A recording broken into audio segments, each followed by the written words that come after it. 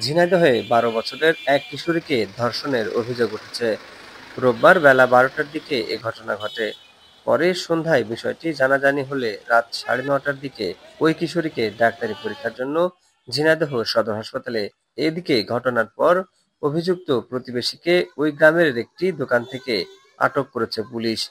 এ ঘটনায় রাত ১টার দিকে ভুক্তভোগী কিশোরের মা বাদী হয়ে সদর থানায় তাকে আসামি করে ধর্ষণ মামলা দায়ের করেছেন। জানা যায়, রোববার সকালে ওই কিশোরী এক প্রতিবেশীর বাড়িতে যায়। সে সময় ওই প্রতিবেশী তার শিশু সন্তানকে কোলে নেওয়ার কথা বলে ওই কিশোরীকে নিজের ঘরে ডেকে নিয়ে মুখ চেপে ধর্ষণ করে। এরপর বাড়ি ফিরে আসলে সন্ধ্যায় কিশোরীর শারীরিক যন্ত্রণা শুরু হয়। তখন সে তার মাকে বিষয়টি জানায়। এর পরপরই বিষয়টি জানাজানি হয়। ঝিনাইদহ সদর থানার ওসি আব্দুল আল মামুন জানান, থানায় মামলার পর অভিযুক্ত আসামিকে গ্রেফতার করা হচ্ছে। তাকে থানা হেফাজতে রাখা হচ্ছে। জিজ্ঞাসাবাদ শেষে আদালতে পাঠানো হবে।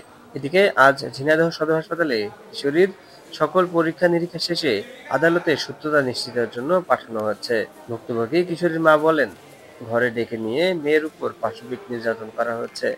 প্রশাসন যেন সঠিক তদন্ত করে এর সঠিক বিচার করে।